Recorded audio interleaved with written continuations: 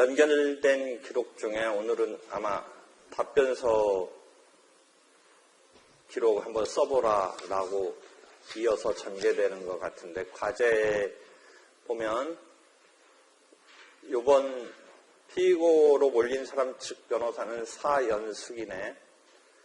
그런데 이덕춘, 유성연으로부터 서찬이는 지금 의뢰하지 않을 것 같네. 그래서 기록에 첨부된 서류 가운데는 법원으로부터 송달받은 소장 등이 있다. 이런 서류 등을 기초로 해서 2012년 2월 24일자로 답변서를 작성하라 이런 거네. 일단 의뢰인의 주장을 진실한 것으로 보고 의뢰인의 의사를 존중해서 최대한 이득이 되도록 써라. 이런 이야기가 담겨 있네요. 상담 내용을 쭉 보면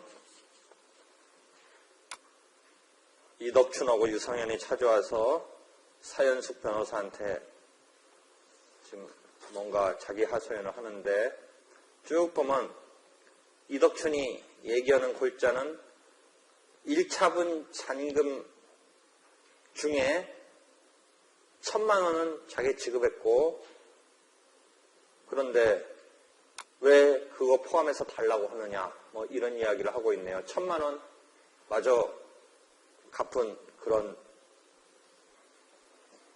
내용을 이야기하고 있고, 영수증도 있다고 하네요. 누가 받아갔냐면 대리인, 김자홍의 대리인 오승환이, 아마 보면 직원일 거예요. 그 김자홍 가게 직원이 1,000만 원 받았다는 영수증 있다라는 거죠. 그 다음에 어떤 전체적인 불만은 물건의 품질을 갖고 막 따지고 있죠. 품질이 좀 조악하다, 그런 내용 같네요.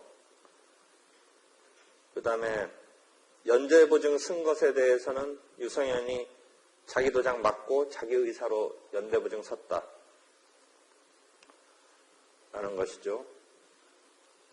보증채무에 대해서는 일단 인정하고 있는 것 같네요. 보증채무에 대해서. 그 다음에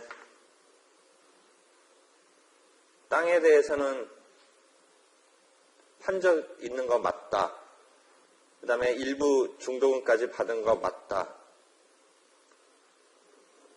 그런 상태에서 해약은 되지 않았다.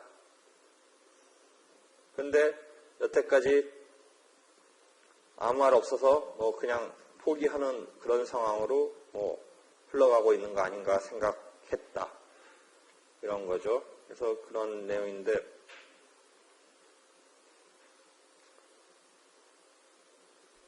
땅값이 확 뛰었기 때문에 그게 조금 서로 간에 자기 입장에서는 이행의 어떤 상황에서 문제가 있다라는 취지로 얘기하네요. 그래서 그런 정도의 내용에서 답변서를 쓰라. 그 다음에 보면에 쭉 가서 보면 반소를 제기하는 방법도 있는데, 잔금을 받기 위해서는 어떻게 하시겠습니까? 근데 반소까지는 필요 없습니다. 이 반소라는 건 원래 동시이행 항변적으로 방어를 펼치는 거와 무슨 차이가 있어요? 반소를 제기하면.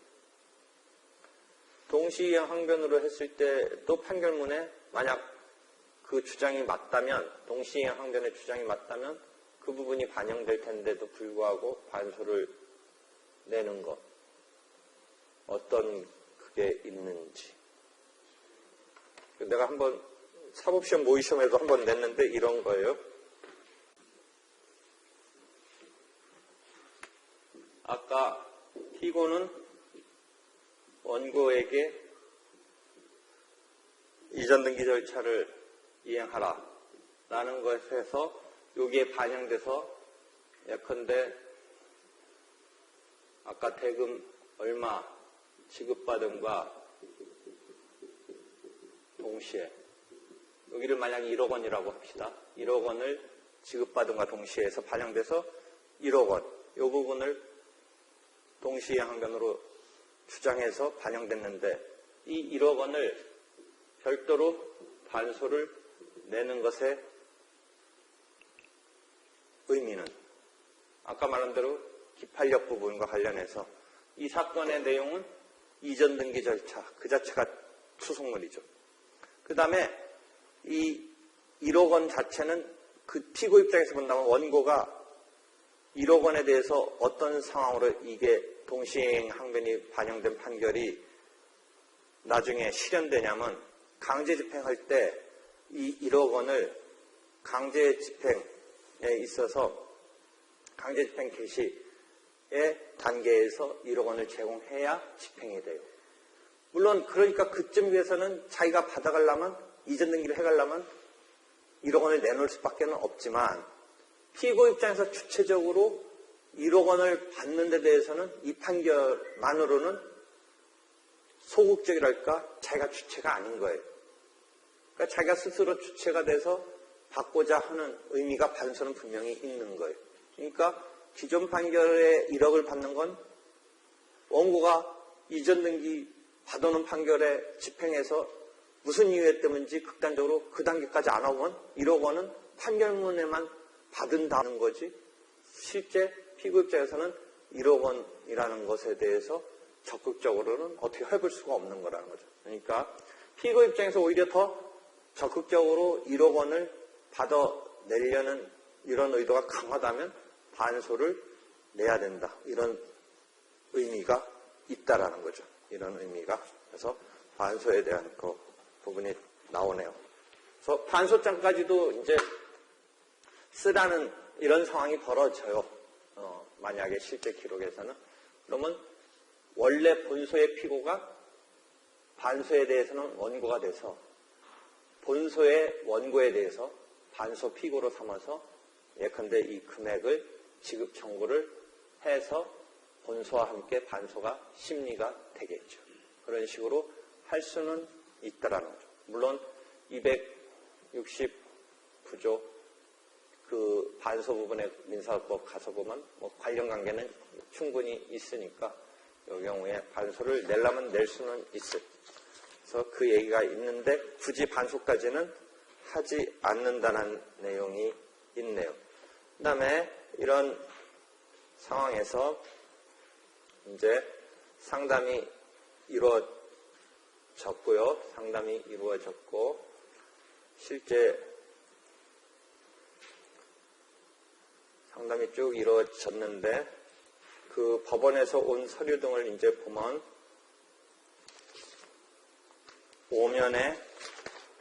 5면에까지가 상담 의뢰서고 6면에 보니까 민사소송 절차 안내라고 해서 소장 피고한테 송달하면서 요 안내문이 같이 동봉돼서 와요. 그래서 답변서를 언제까지 안 내면 안 된다.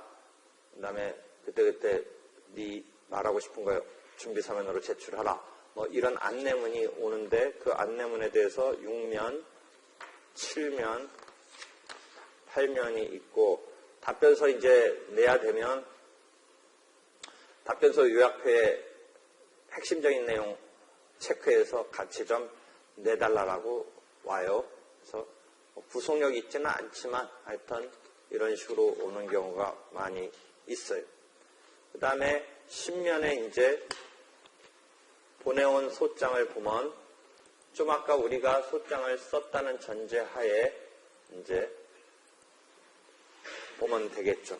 여기서 원래 소장하고 비교해서 뭐가 좀 바뀌었나? 아까 작성된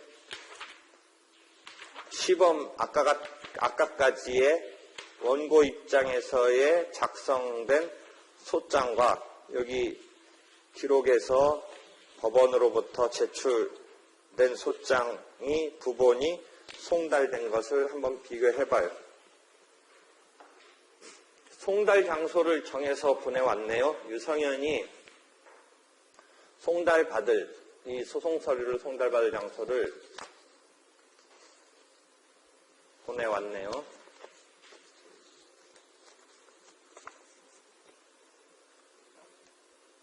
가게로 보내온 것 같아요. 그죠? 원래 주소 있는데 그 송달 장소로서 성원 빌딩으로 해서 왔네요. 그래서 가게일 것 같은데, 그다음에 물품 대금 등 정부에서 연대하여 쭉쭉. 요 원래 소장과 여기의 소장은 금액 부분은 아라비아 숫자 풀로 쓰느냐, 한글 넣어서 1억 3천만 원, 1억 3천만 원으로 내면 동그라미 왕창 들어가니까 부진장 이거 따져보기도 힘든데, 그래도 아라비아 숫자로 제대로 풀어 쓰는 걸 원칙이에요. 원래는 이렇게 한글 넣어서 쓰면 안 된다고 하던 시점도 있었는데 요새는 그렇게까지는 안 하고, 그렇게 큰 단위는 오히려 단위 잘못 쓰다가 실수하면 더 그게 황당하죠. 이 단위가. 그러니까 한글 포함해서 쓰는 것도 뭐 틀린 건 아닌데, 하여튼 제대로 풀로 써라, 뭐 이런 게 원칙인 것으로 이야기해요. 그래서 1억 3천만 원 및 그중 1,300만 원하고 또 1억 1,700만 원에 대해서 24% 비율에 의한, 그 다음에 이쪽 소장은 상한이행이 담기지 않은 단순이행 청구로 이전 등기 청구를 이행하라, 이렇게 되어 있네요. 그 다음에 슬쩍 여기도 자기네 요새 관행적으로 하는 것에 비춰서 매매를 원인으로 하라라고 해야지 매매 계약을 이라고 하지 말아라고 아까 말했었는데, 매매를 원인으로 하는데 매매 계약을 원인으로 지금 나온 소장 보고 나중에 이 판결문 쓸 때 그렇게 쓰면 뭐 하여튼 틀린 거냐 아니냐 뭐 따지기 뭔데, 하여튼 매매를 원인으로 해서 하는 것을 권장하고 있으니까 그런 것에서 주의를 하라는 거죠. 그 다음에 여기도 2항까지도 가집행할 수 있다라고 써붙여 왔죠. 이전 등기 청구 부분은 가집행 신청을 하지 않는다라고 하는 이 틀에서 2항도 가집행 붙여왔네요. 그러니까 만연히 이 청구 취지를 가지고 뭔가 판결문 쓰다가 미스 나오도록 깔아놓은 것 같네요. 상황을. 그렇게 했죠. 그다음에 내용은 뭐 이렇게 청구 원인 갖춰서 쭉 들어왔어요. 그래서 이것에 따라서 하는데,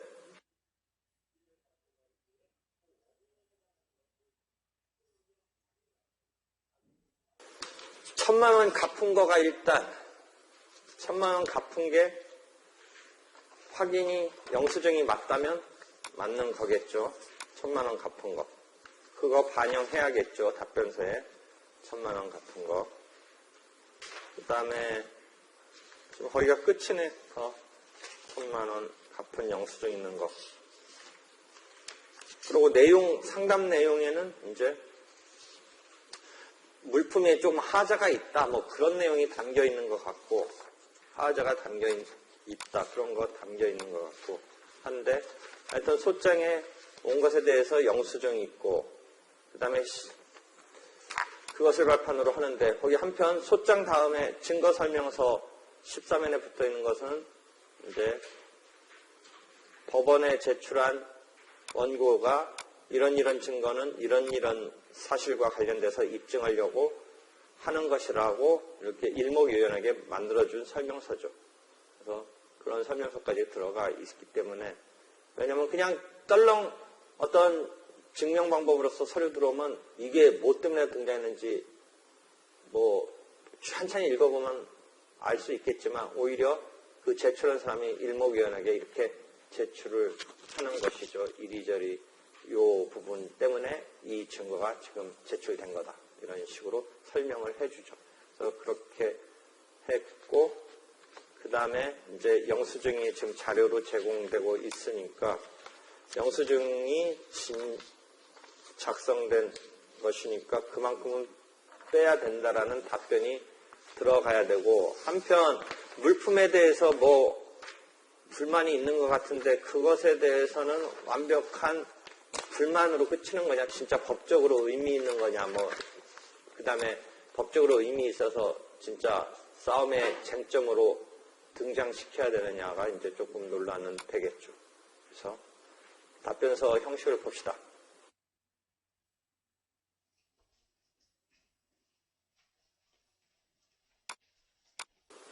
답변서 보면 이제 사건 번호가 정해져 있는 거예요. 아까 원고 소장에는 아직 사건 번호가 없는 상태에서 접수돼서 사건 번호가 부여되죠. 사건 번호 보는 법은 알겠죠.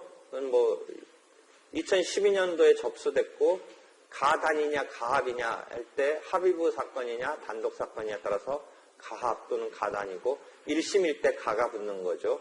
그 다음에 뒤에 3698 중에 369까지가 접수순의 번호고 8번은 법원에 나름대로 무슨 자기네 인식 검증 번호 비슷한 거로 붙는 거니까 369예요. 그러면 연속된 사건 여러분이 본소 반소 같은 거 등 이렇게 쭉 봤을 때 사건 번호가 3698 다음에 어떻게 전개될 것 같아요? 연속된 사건. 3698이니까 3699 될 것 같아요? 370 그 뒤는 뭐 1일 수도 있고 3일 수도 있고 뭐 7일 수도 있고 무슨 인식번호에 그렇게 사건 번호 보면 되고 사건명은 원고가 처음에 해서 소장에 제출한 것을 반영해서 법원이 만들어 놓은 것을 그대로 여기서는 그게 사건명이 뭐 이상하다 아니다 따질 필요 없이 그대로 쓰면 돼요. 그래서 물품, 대금 등 청구 이렇게 쓰면 돼요. 원고, 피고 하고 이 사건에 관해서 소송 대리인은 다음과 같이 답변합니다. 지금 피고 이덕춘하고 유성현한테만 사건을 의뢰받았죠. 청구 취지의 답변은 보통 지금 피고가 3명이기 때문에 그 중에 2명이니까 원고는 그냥 이름까지 안 넣어도 원고인데 피고들은 넣어줘야 돼요. 원고의 피고 이덕춘, 유성현. 그럼 여기 유성현도 또 피고 한 번 더 써야 되는 거 아니냐? 뭐 그런 논란은 있는데 한 번 쓰면 피고 이덕춘, 유성현. 그 다음에 여러분이 이런 기록 등에 각각 다 소외라는 사람 나와요. 예컨대 뭐 채권자 대리소송에서 중간에 끼인 채무자는 소송 당사자가 아닌데 필요에 따라서 나온다든지 할 때 소외, 소송 바깥이라는 의미의 어떤 필요한 사람, 소외, 누구 이런 경우 나오는 경우 있어요. 근데 하여튼 원고의 피고 이덕춘, 유성현에 대한 청구를 각 기각한다. 여기 왜 각 들어갔어요 또? 각. 유성현, 이덕춘 따로따로 생각한 거죠. 청구 자체에 대해서. 각 기각한다. 소송 비용은 피고 입장에서 원고가 부담한다. 라는 판결을 구합니다. 라는 거죠. 그래서 청구 원인에 대한 답변은 물품, 대금 등 청구에 대해서 쭉 보면 다투지 않는 사실 다 인정해줬네요. 이렇게 해서 샀고, 매수했고, 그 다음에 이덕춘의 물품, 대금 채무에 대해서 연대 보증 채무 성립 사실 인정합니다. 인데 지금 여기서 시효 소멸이 들어갔네요. 시효 소멸, 시효 항변이 들어갔네요. 소멸 시효 항변. 아까 상담 내용에는 날짜 등만 나와 있고 하니까 여러분이 이걸 부착했었어야죠. 당사자가 시효 소멸 얘기는 지금 한 바 없죠. 의뢰인이 그냥 상황만 나열했고 변호사가 당연히 이제 시효를 생각했겠죠. 시효 주장 안에서 이길 것 치고 하는 경우도 생각외로 많아요. 잘 생각해보면 시효가 법원까지 오는 거 보면 대부분 상당한 기간 전에 골마 터졌달까 뭐 이리저리 안 되다가 소송 오는 경우 있으니까 그런 경우 보면 시효 주장을 했었어야 되는데 각각 당사자가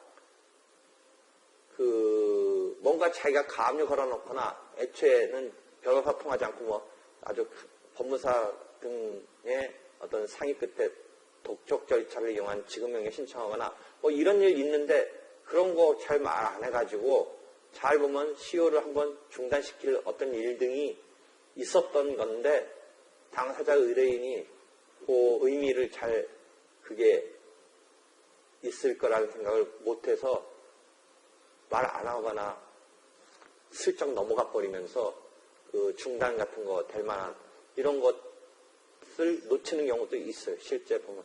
그러니까 유리한 사실 등은 다 말해야 되는데 형사사건에서는 또는 민사도 그렇고 변호사도 아무리 뭐 그래도 자기가 좀 찜찜하고 그런 거는 잘 말 안 하고 그런 경우도 있고 해서 변호사가 되게 친절하달까? 당사자의 어떤 경계심이랄까? 또는 인간이 갖고 있는 기본적인 어떤 심정적인 걸 잘 간파해서 많은 정보를 끌어내야 돼요. 여기도 아마 그런 거 있지 않을까 보는데 뭐 그래도 필요한 얘기 좀 잘 해보라고 혹시 상담 내용에 있을지 모르겠네. 혹시 쭉 봐보면 뭐 필요한 일은 좀 차분히 잘 말하라고 뭐 혹시 그런 대화가 있는지 어떤지는 모르겠네. 일단 뭐 그래서 잘 끄집어내야 돼요. 그래서 이 경우에는 3년의 시효가 적용된다 라고 해서 이행기가 1차분은 12월 19일 이행기가 왔고 2차분은 1월 5일 날 왔는데 지금 이게 12년 단계니까 날짜로는 1월 16일 날로 마지막 되어 있는데 소장 작성일은 그 소장 작성일은 하루 전에 작성해서 접수할 수가 있으니까 정확히는 그 스탬프 찍힌 거 봐야 될 텐데 스탬프가 여기는 그런 거는 없는지 모르겠는데 뭐는 있냐면 그 소장 마지막에 2012년 1월 16일 날 날짜 있는데 그게 정확하게 증명해 주는 건 아니거든요. 그건 왜냐면 우리가 어제 작성해서 내일 접수할 수도 있고 하는 거니까 송달받은 날짜는 1월 25일 송달받았다라는 말은 과제에 있는데 하여튼 3년이 경과했으니까 2012년 지금 현재 시점에서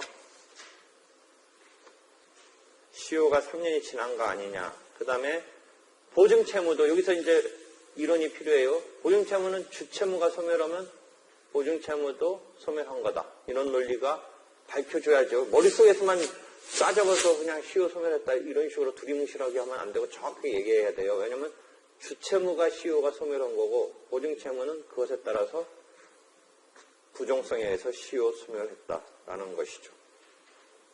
그죠? 그 다음에 1,000만 원 변제했다라는 이야기를 쓰고 있네요. 1,000만 원 1차 대금에서 변제했다. 그 다음에 물품 하자에 대해서는 아까 뭔가 좀 불만이 있는데 거기에 대해서는 쓰긴 썼는데 이 해설에 보면 물품에 하자가 있어서 어쩌고저쩌고 한 것에 대해서 상법적인 지금 상인관계의 법률관계니까 민법 말고 상법에 이 하자에 대한 조문이 69조에 있으니까 그것에 따라서 일단은 써놨다. 뭐 이런 것이죠. 그래서 그 이야기가 있고 그 다음에 소유권 이전 등기 청구에 대해서는 일단 계약이 체결되고 중도금 일부랑 계약금과 중도금 일부를 받은 사실은 인정한다. 그런데 나 중도금 중에 마저 조금 못 받은 부분과 그 다음에 잔금이 있다. 그래서 중도금 마저 못 받은 부분에 대한 약정된 지연손해금 플러스 잔금 1억 원 받기까지는 이전 등기 못 해주겠다라는 동시에 항변을 하는 이 답변서를 썼네요. 이렇게 됐고요. 그 다음에 호증에 대한 인부는 아까 증거설명서 등도 받았는데 모두 성립 인정합니다. 이 진정 성립 인정한 거예요. 여기서 각서라든지 이런 부분에 대해서 자기 지금 유성현이 보증채무 자기 도장 찍고 자기가 의사회에서 보증한 것을 인정한다는 취지에서 이 각서에 대한 것도 성립을 인정했네요. 물론 이제 물품 공급 계약서도 역시 성립이 인정됐고요.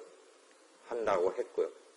그 다음에 자기 나름대로 추가적으로 을 제1호증이라고 해서 영수증 1,000만 원 건에 대해서 증거로 신청을 했네요. 갑오증, 을오증 붙인다는 의미는 알고 있죠. 원고 측, 피고 측.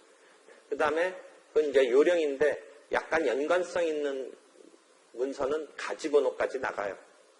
가지번호라고 해서 제2의 1, 2의 2. 별도로 부여할 수도 있지만 또 그 나름대로 두 개는 뭔가 연관성이 있으면 독립번호 안 나가고 가지번호라고 그래서 2-1, 2-2 뭐 이렇게도 붙이기도 하고 하는 건 요령이에요, 요령. 그러니까 그렇게 하고 그렇게 해서 쭉 해서 입증 방법. 의임장은 항상 들어가야 돼요. 왜 의임장 들어가야 하냐면 민사법의 조문 그게 무슨 의미인지 잘 이것까지 생각하고 읽었는지 몰라도 일반적인 의임 대리 관계에 있어서 계약이니까 꼭 요식성을 요하는 건 아닌데 민사법에서의 변호사의 소송 대리 의임장으로 서면으로 증명해야 된다. 이런 규정이 혹시 있었던 거 기억나요? 민사법에. 그 소송 대리인에 있어서 대리권은 서면으로 증명해야 된다라고 했기 때문에 의임장 들어가는 거예요.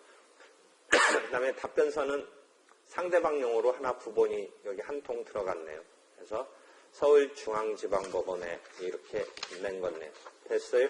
이렇게 됐네요.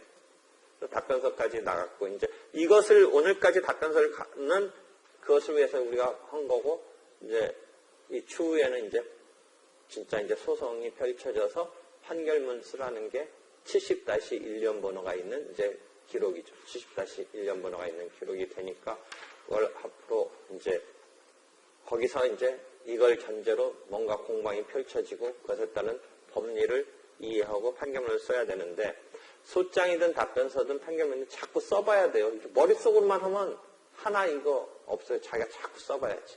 여기까지 오늘은 여기까지만 하고